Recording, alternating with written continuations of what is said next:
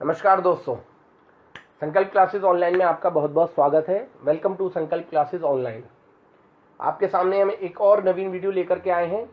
हम जल्दी अपनी बात को कहना चाहते हैं। भारतीय दंड संहिता 1860 की आज हम यहाँ बात करेंगे।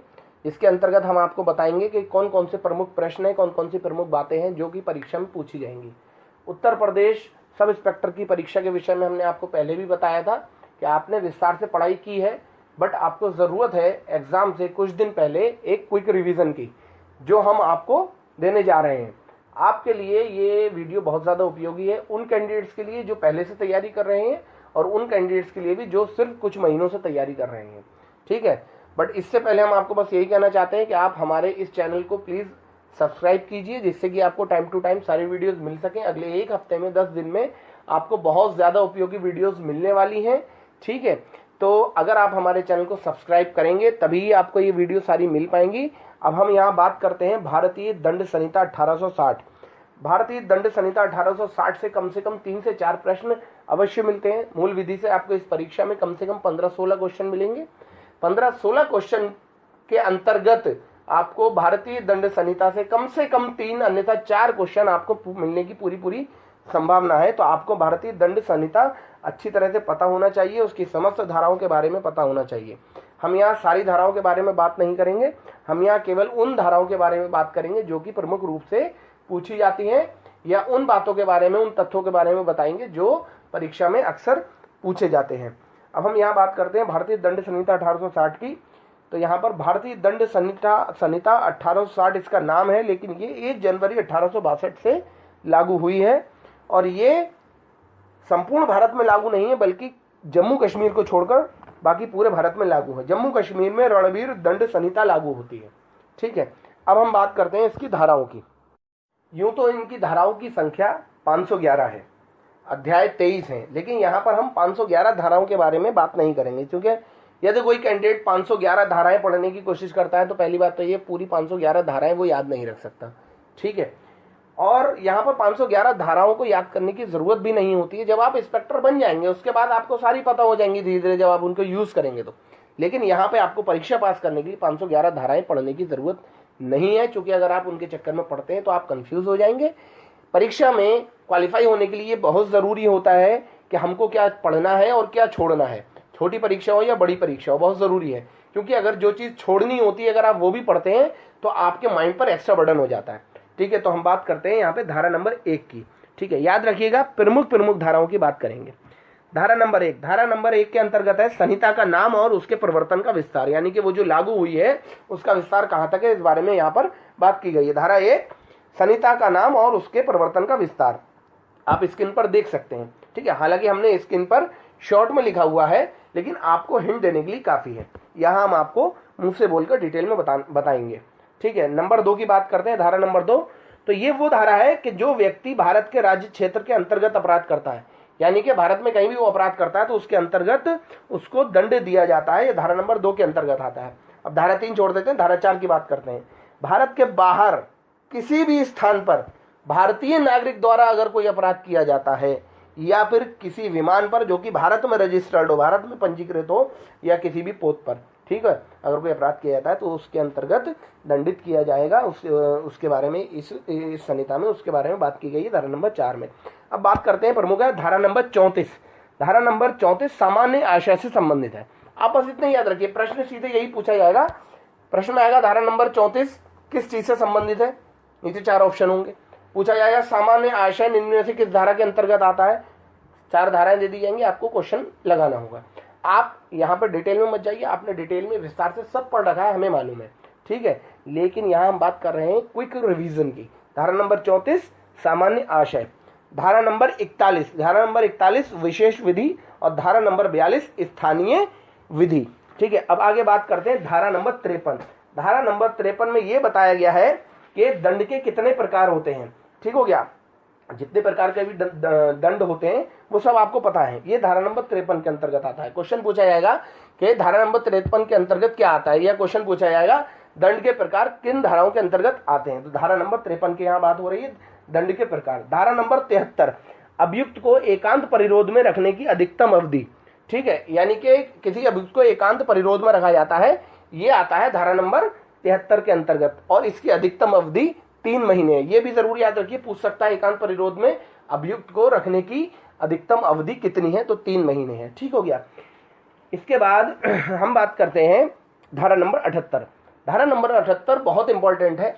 आपने देखा होगा जब किसी को फांसी दी जाती है तो एक जल्लाद फांसी देता है, यानी कि वो एक कपड़ा पहनाता है, उसके बाद उसको फांसी देता है।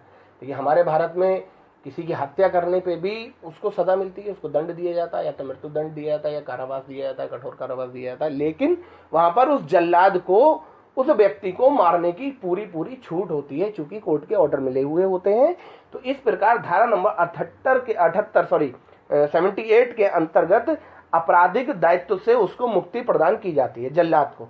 ठीक हो गया। इसके बाद बात करते हैं धारा 85। धारा 85 में अनैच्छिक यानी कि अपनी इच्छा के विरुद्ध मतता के आधार पर आपराधिक दायित्व से मुक्ति प्रदान की जाती है, प्रावधान है। ठीक है। धारा नंबर 86 में स्वैच्छिक मतता का संबंध है। ठीक हो गया। इसके बाद बात करते हैं धारा नंबर 96। धारा नंबर 96 से 106 धारा नंबर 96 से 106 यानी 106 तक व्यक्ति के शरीर तथा संपत्ति संबंधी प्रतिरक्षा के अधिकारों का वर्णन किया गया है। ठीक हो गया। इसके बाद बात करते हैं धारा नंबर 120A। ये बहुत खास धारा है, इसको याद रखिएगा। आपराधिक षड्यंत्र की परिभाषा यहाँ पर दी गई है। 120A के अंतर्गत आपराधिक षड्यंत्र की परिभाषा दी गई है। इसके बाद बात करते हैं 120B। 120B में आपराधिक षड्यंत्र के लिए दंड का प्रावधान है। ये हमेशा याद रखिएगा कि किसी भी चीज की परिभाषा की धारा अलग है और उसके अंतर्गत दंड देने की धारा अलग होती है। बहुत ही कम जगह ऐसा देखने को मिलेगा कि परिभाषा और दंड, उसके अंतर्गत जो दंड दिया जाता है, दोनों एक ही जगह एक ही धारा में, ऐसा बहुत कम जगह पर है। ज्यादातर आप ये याद रखिए कि परिभाषा अलग धारा में है और उसकी अगली धारा में दंड का जिक्र होता है। कहीं बहुत से लोग इस चीज से कंफ्यूज हो जाते हैं कि अगर किसी भी प्रकार के प्रकरण या किसी भी अपराध का अगर कहीं जिक्र आया है या उसकी बातचीत हो रही है तो एक धारा उठा ली कि इससे संबंधित है और वो उसी से संबंधित कर देते हैं, वो मानते हैं कि साहब ये धारा इसी से संबंधित है और वही मार्क कर देते हैं, क्वेश्चन आपका गलत हो जाएगा।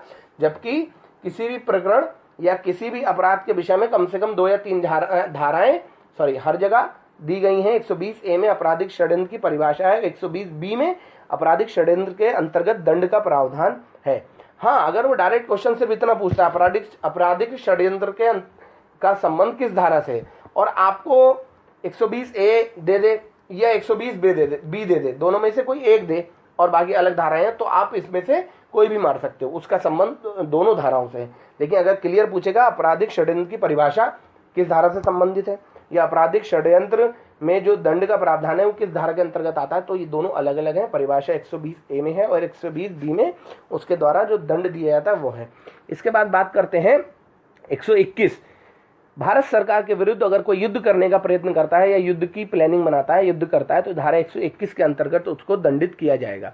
124A राजद्रोह को परिभाषित करती है। राजद्रोह की जो परिभाषा दी जाती है वो 124A के अंतर्गत दी जाती है और यहीं पर 124A के अंतर्गत ही उसको सजा दी जाती है, उसको दंडित किया जाता है। दंडित किस रूप में किया जाता है? आजीवन कारावास।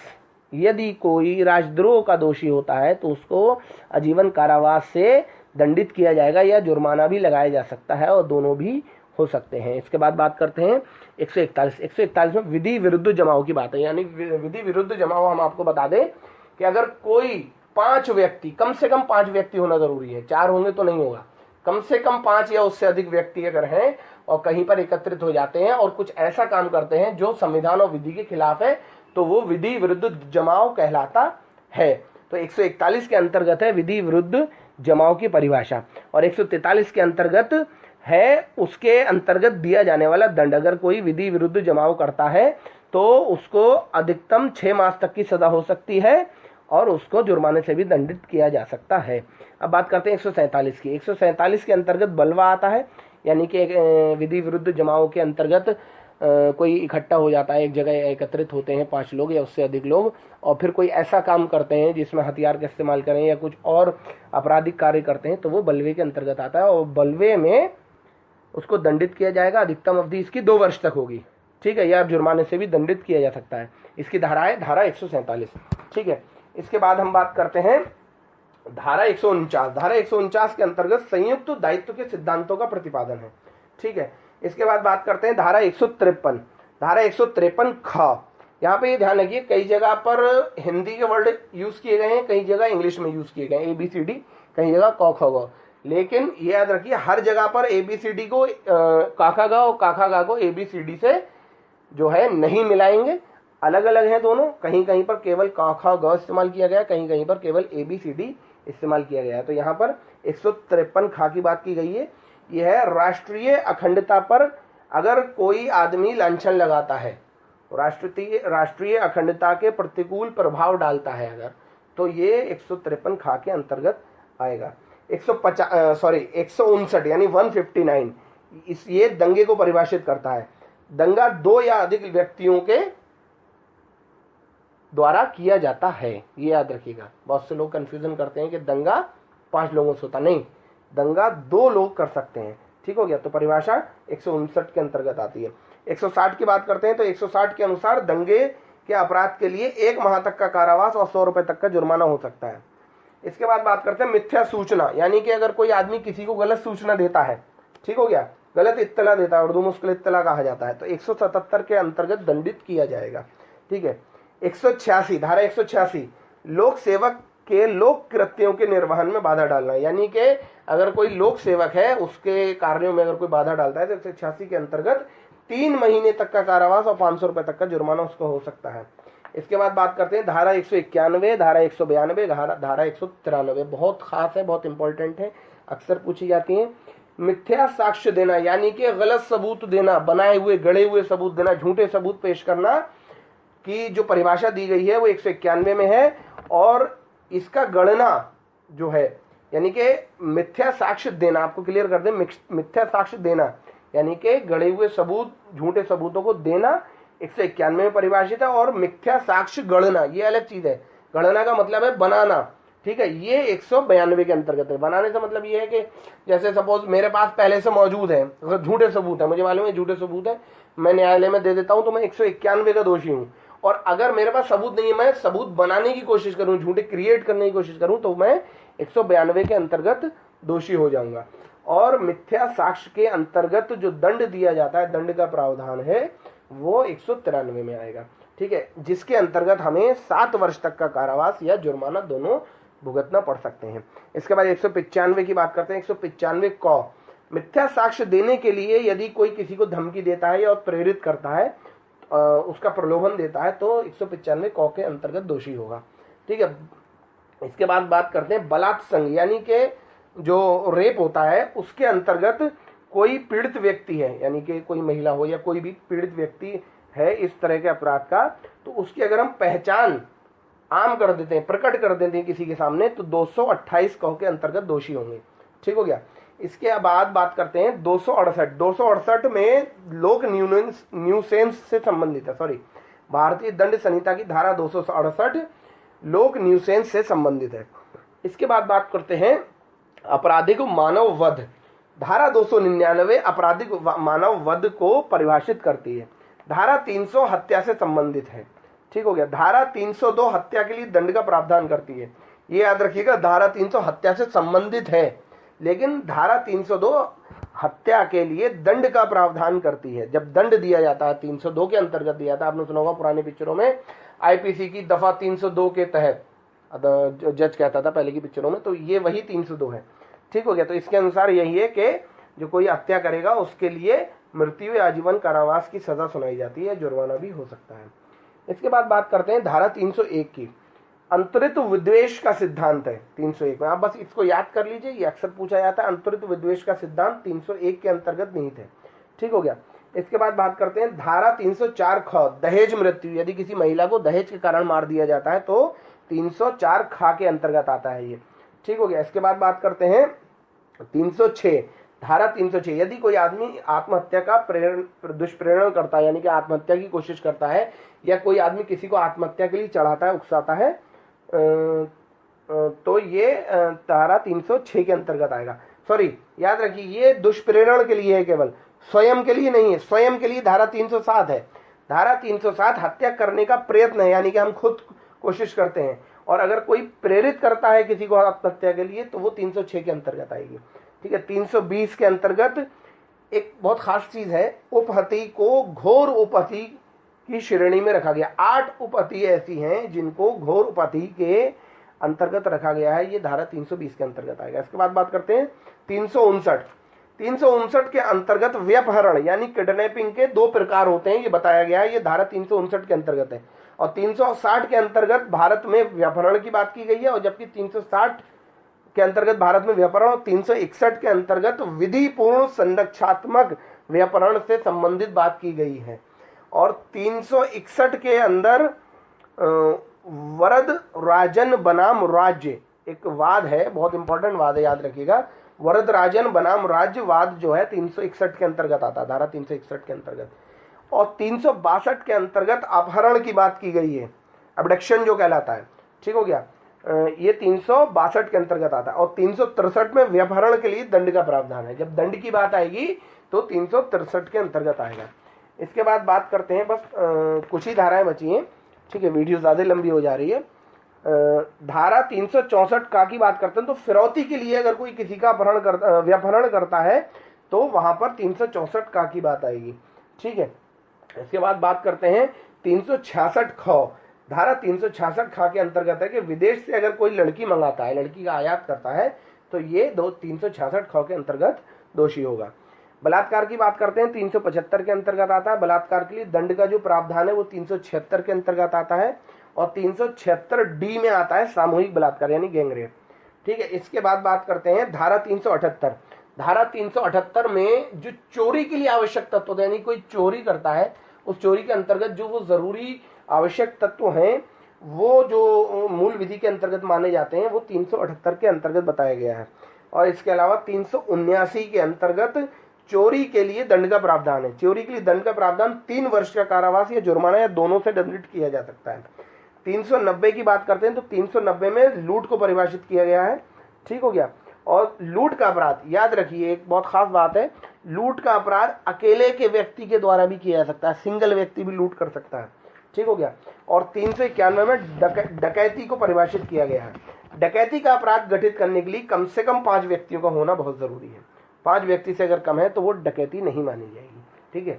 अच्छा, भारतीय दंड संहिता की 392 के अंतर्गत लूट के दंड का प्रावधान है, ठीक हो गया। अगर कोई आदमी लूट करता है तो 392 के अंतर्गत उसको 10 वर्ष तक का कारावास या जुर्माना लगाया जाएगा, और जुर्माना लगाया जाएगा।